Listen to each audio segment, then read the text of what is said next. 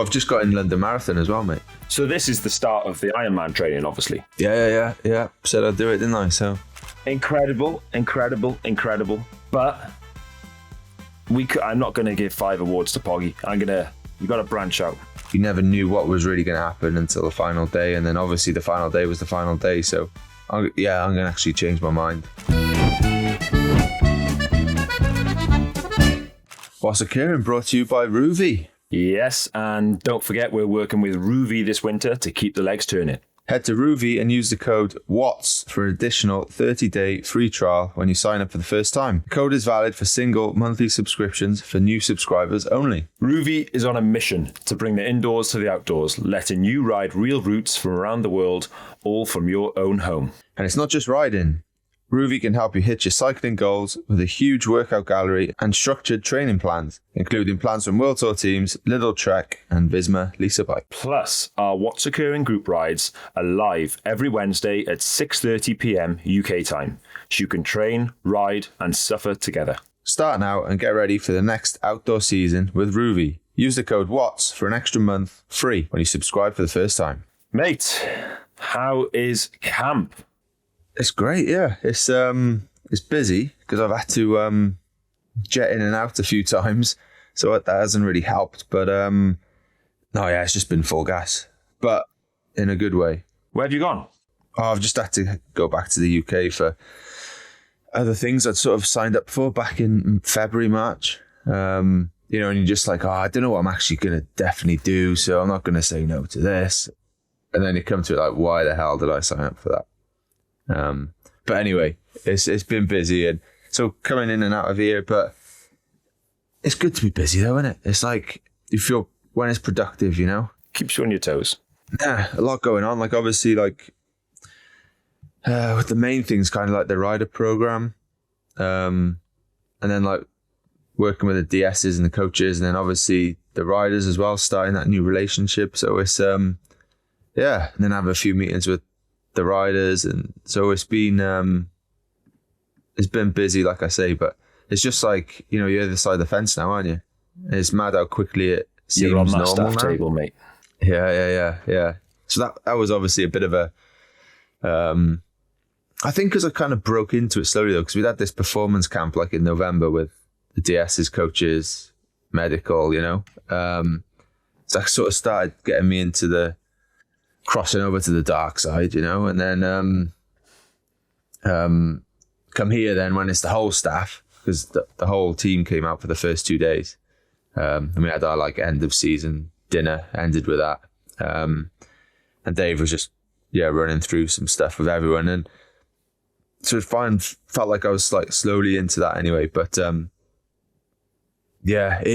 I honestly though, I didn't miss, like, when you go out in the morning and like all the boys getting ready to go on the bike and then they're heading off, and I was like, don't miss that at all, really.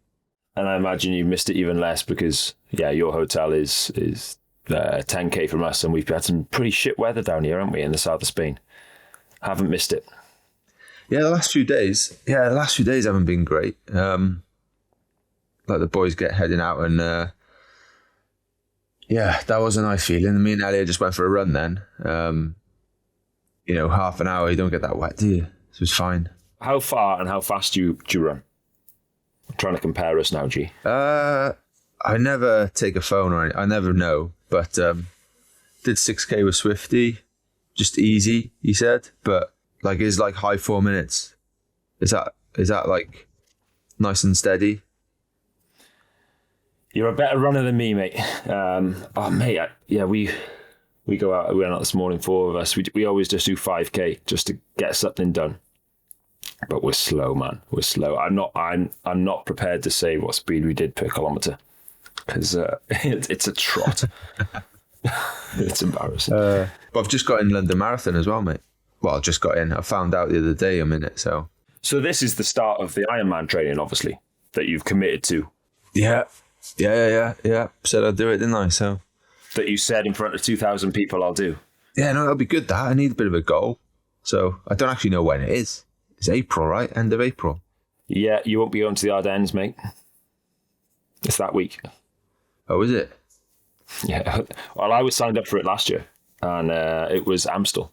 It was Amstel weekend, so I had to bail. Or Liège, it was one of them, but I couldn't make it. Okay. But before we get into our annual end of season awards, we want to say a huge thank you to our listeners for their support of the show this year. You've been amazing. Whether that's been at the live show, discovering us on YouTube, or just tuning into the pod every week. We also want to give a shout out to Phil Finmore from Cornwall, a keen cyclist and a fan of the pod who loves nothing more than taking his wife and his kids out on the bike. Earlier this month, Phil went in for bowel cancer surgery, so we wish him a speedy recovery and, of course, our best wishes. Good on you, Phil. Thinking of you, mate. Didn't ask about you, mate. How's your camp been so far? Yeah, no, it's been solid. It's a bit of a shorter camp. It's just like we went for the team media day presentation. So we went to Decathlon in the morning and then flew in Lille. And we went to Marseille and flew to CMA CGM, which was quite impressive to see, actually. I think it's really good just to actually go and understand what your sponsors do. You know, you're sponsored by these huge companies, but it's not just a name on the jersey. You want to know actually what it is. So really interesting. I've got one little story, mate. So, mate, I messed up big time. So we were in this meeting and the doctor's talking, and it is all the riders, all the DSs, all the coaches, all of the senior management. Like, it's a full room, 50 people, and the doctor's talking, and it is, you could drop a coin. You know, everyone's in the zone. And everyone gets a text message off the government, like severe weather warning. You know, could be risk of floods, whatever, blah, blah, blah. Anyway, 5 minutes passes. And someone sends me a video on WhatsApp. Mate, look at the weather for tomorrow. And it says breaking news. Click on the video. And it is a very loud woman. I'm sure some of you will have know the type of video that circulates. Mm-hmm. Mate, so loud.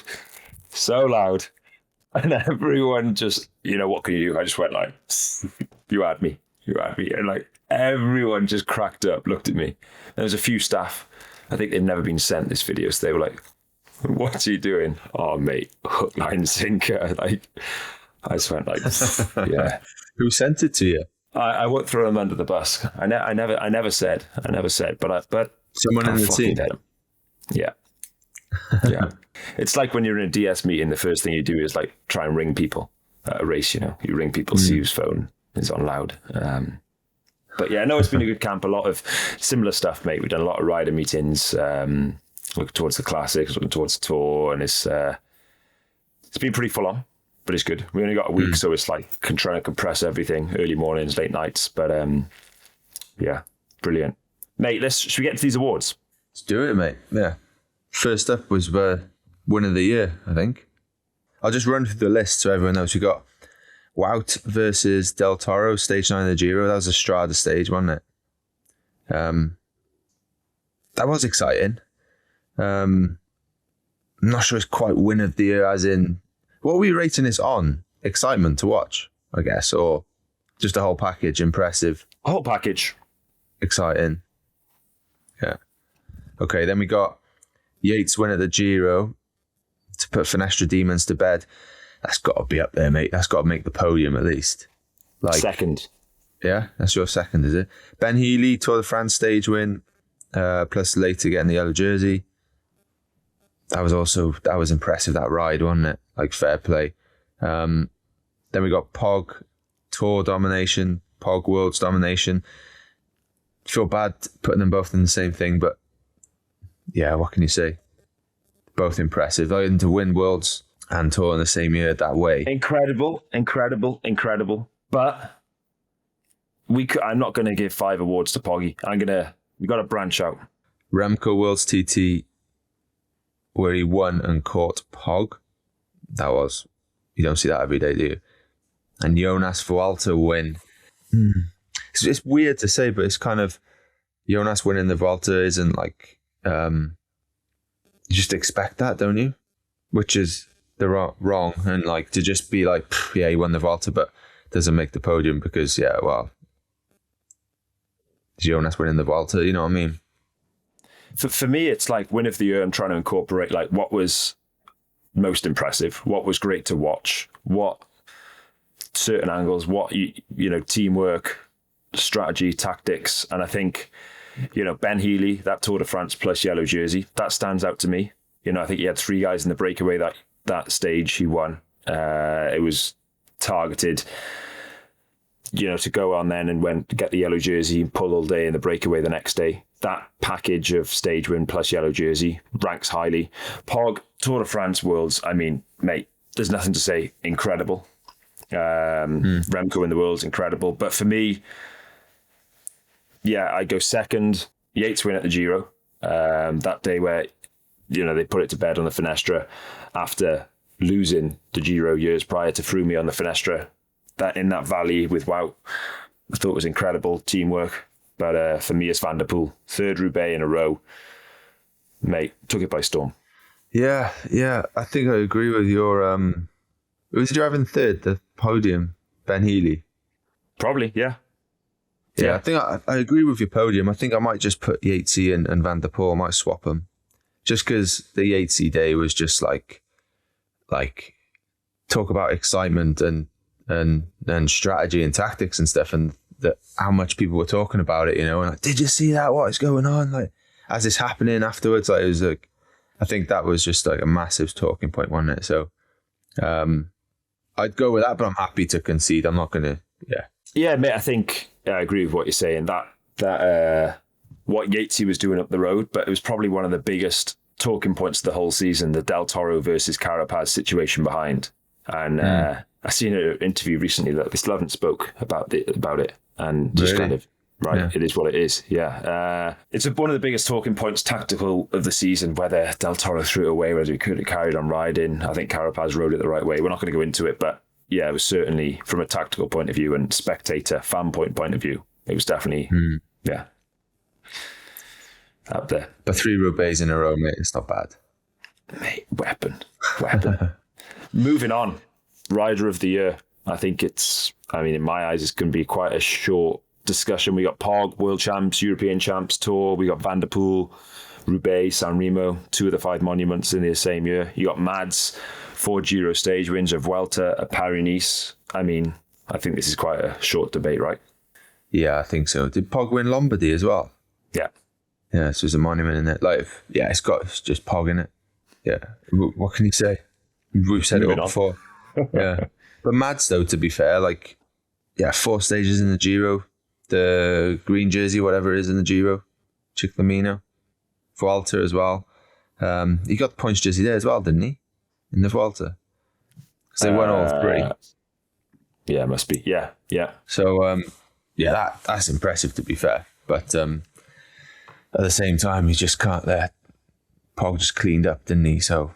Yeah, and also, Madge, just throughout the whole season, just solid. Won almost every stage in Denmark, National, TT, Giro, and then you go on to the Classics. Mate, his Classics, 3rd in Roubaix, after suffering a puncture out of the league group, where could he have ended? 2nd in Flanders, 5th in Doors, 1 Wevelgem, 2nd in E3, 7th in San Remo. He was just, every Classic, he was front and centre. I'd still go Poggy, but a close second. Yeah, fair play. Race of the year, mate. Again, we got the Giro with the Del Toro Carapaz dynamic, and then Yatesy, sneaking off. He didn't sneak off, but Yatesy getting it at the end. What else we got? We got Tour with all its mini stories, but obviously Pog doing his thing. Anything to add there? I'd add 2. I would add Paris-Roubaix. I thought it was brilliant to watch. And I would add Hamburg. Rory Townsend, the breakaway, defied the odds. It very rarely happens these days where a race is really controlled by the sprint teams. Big sprint teams, big leaders. They're all in. And the script kind of gets torn up and someone wins from the break, and it was that exciting to watch. I was in the race. It was that exciting to watch. He hung on by a matter of meters. It's one of them. They crossed the finish line, and 3 meters after the finish line, they rushed him. I thought from an excitement point of view, it was very much up there. Yeah, I can't argue with that. I think because you see it in Grand Tours sometimes, don't you, when they get caught like close to the finish or whatever. But in a big one day race as well, like it's even more rare. So I'm happy to go with that, mate. Hamburg. Yeah, a bit of a rogue one, isn't it? But I think, them days where, it's like 10K to go, they got 30 seconds, and you're like doing the maths, 29 seconds, 28, the Ks are ticking down, but the seconds are ticking down slower. Can he make it? And you always think, oh, they're just going to get swept up in the last 500 meters. Like always, it's going to happen. And like Rory Townsend, to be fair to him, like he played it so well, whacked the sprint. They all committed 100%. I just thought it was amazing to watch. And like very much an underdog. Like Rory Townsend, yeah, decent bike rider. But to win a world tour one day doesn't happen. From a slightly smaller team, from a non-world tour team, I thought that was amazing. Yeah, to be fair. And thinking more about it, the Giro though was exciting, wasn't it? Like, with all, like, you got the different stages in there, Strada and that, and then you obviously had, Del Toro, like, winning his stages, like, not just winning them, but just, like, it was like, he was exploding, wasn't he? Like, as in, boom, off the front, like, with his sprint and stuff, and, how's Roglic doing? Is he going to be there or not? And then he crashed out in the end. He started, didn't he? Yeah. I can't remember, but if I was a betting man, I'd say yes. Oh, Ayuso was there for a bit at the start, wasn't he? I think, and it was just like it was ever changing, wasn't it? And like you never knew what was really going to happen until the final day, and then obviously the final day was the final day. So I'm going to actually change my mind because I think it was just in the balance the whole time. And Del Toro, he's only young. Is he going to blow up? Is he not? I think there's a lot going on there, and it was nice to watch it. Not that the tour and stuff is boring, but it was just random on it. You could never really predict what was going to happen. Mate, 100%. It's quite nice talking about all this because it brings things back, and it seems like the Giro was that long ago. But I think the thing I took from what you said there is, for me, and I guess a lot of people, it was the uncertainty of how far could Del Toro go. Like, oh, he's a young pup. Is he going to explode? Is he going to explode? Is it going to be too much in the third week? And he just kept surpassing expectations. But I think it was the most exciting Grand Tour. But this is race of the year. So I'll go Hamburg, but we can disagree, or you can agree, or Giro. Yeah, I will agree to disagree. I'll go Giro. Right then, sports fans, how many of you use a VPN? Well, if you do, or you need one, we've got a special offer from NordVPN. There's a whole list of reasons why a VPN can be critical, from accessing your favourite content, like cycling while abroad, to protecting household devices to ensure you can safely access the internet. NordVPN makes it effortless to do all of that and more. We connect to NordVPN with one click, change our virtual location easily. This means we never have to worry about missing a race. Now we're not riding the Tour de France anymore. NordVPN makes sure we can watch it wherever we are. We can also secure our internet connection on public Wi-Fi in airports, hotels, cafes, anywhere we go. So if you want to try NordVPN for yourself, go to nordvpn.com/what's occurring. And our link will give you an extra 4 months for free on a 2-year plan. It's the best discount available and equivalent to the price of a cup of coffee per month. Plus, there's no risk with Nord's 30-day money-back guarantee. So that's nordvpn.com/what's occurring. We've also left a link in the podcast description if you need it. Moving on. Could be another quick one. But I've got one addition.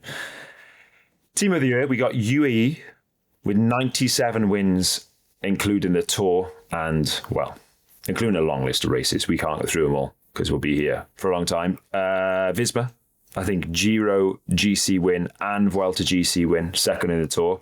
3 Grand Tours, first, second, and obviously a long list. And I would give a very, very honourable mention to Astana. So they came into the year below the qualification for World Tour bracket. They focused, it's a 3-year rolling system, so it's how many points you can accumulate in 3 years, and they spent 2 years heavily focused on Cav, just trying to win stages. But with that came little GC results, little results in very few results in the smaller races that then points add up. And then they said, right, we got one goal. We'll go points hunting. And in our squad, the way they structured it, you know, they used a lot of the Conti guys and put some of the World Tour guys and the Conti guys. They could sign more riders. They said, right, our strongest riders go to the smallest races and our smaller riders go to the bigger races. So we really look where we can get points. And they finished fourth this year after finishing 20th or something the year before. They were fourth in the World Tour rankings, mate. Wow. Yeah. Honourable mention. Fair play. No, they did look at that system and use it, didn't they? They obviously targeted a few other races, like smaller ones where they could get points and stuff. But from a, start of the year strategy, right, this is how we're going to get the most points. Like, fair play to them. They ticked that box, didn't they? And everyone just assumed, I know nothing about points, like what kind of team is, on points and how you get it and stuff. But everyone was just said there's no chance, didn't they? So, yeah, no, I agree. That was, but yeah, it's hard to, when a team wins 97 races, it's like, what the hell? Like, it takes some teams like 3, 4, 5 years to win that many. So it's, fair play.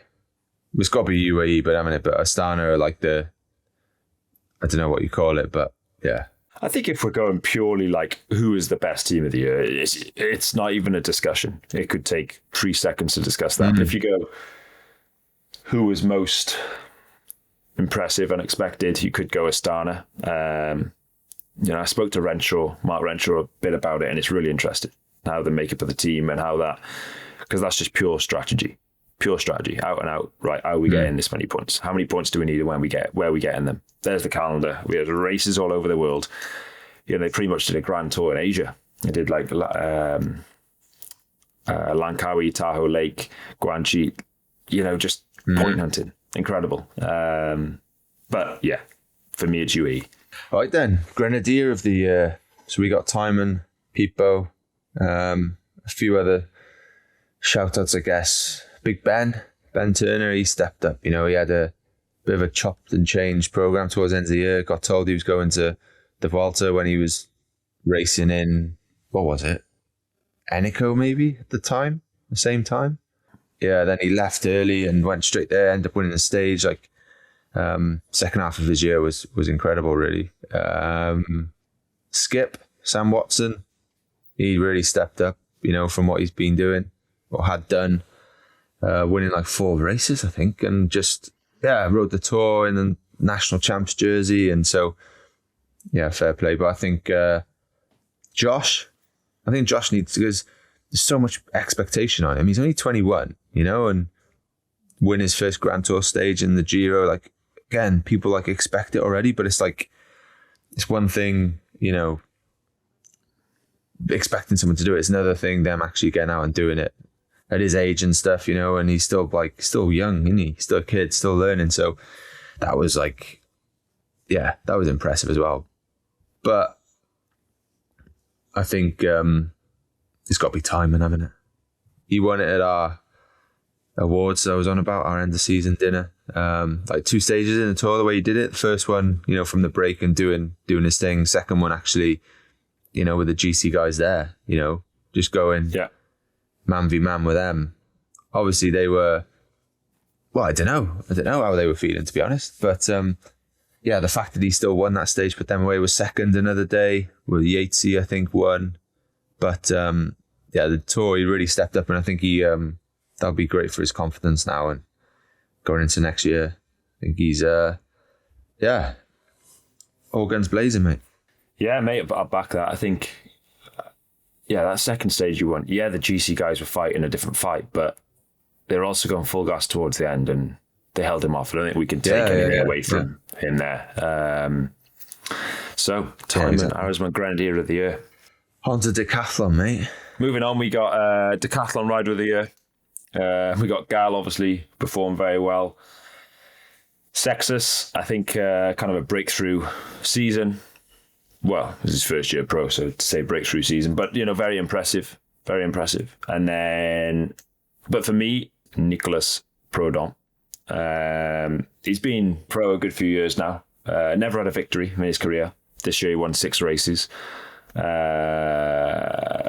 GC and Occitanie, he won a few other nice races along the way, but he won the Queen stage of the Giro solo.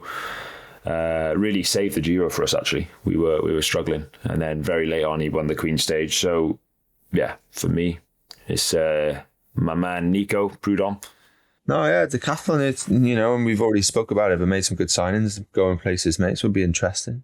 I think the breakthrough ride with Sexus was in the Euros, that 3rd place. I think, you know, what he did there to finish 3rd behind Poggi and Remco.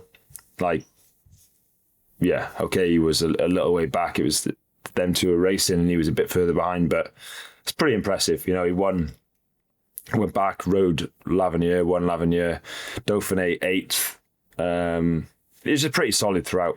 You know, he had some top 10s in the French Cups, Paris-Camembert, Grand Prix Marseille. So, yeah, just solid. And he's really established himself. But I think he's going to be getting a lot of, well, hopefully, awards and trophies in his future as he continues to develop. So this one goes to Nico Prudhomme.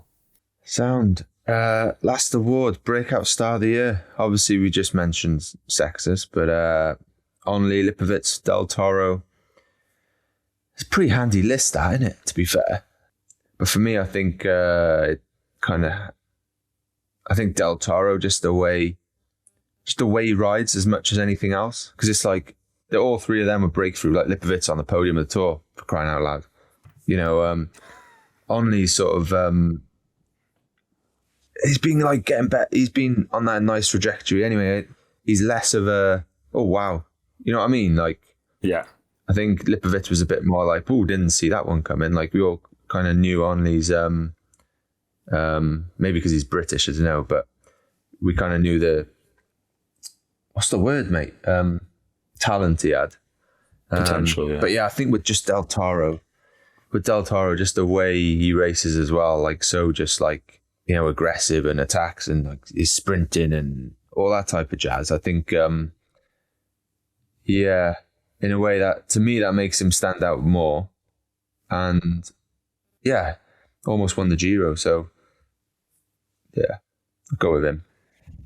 Yeah, I think out of that list, it's him, but I'm going to go Brennan.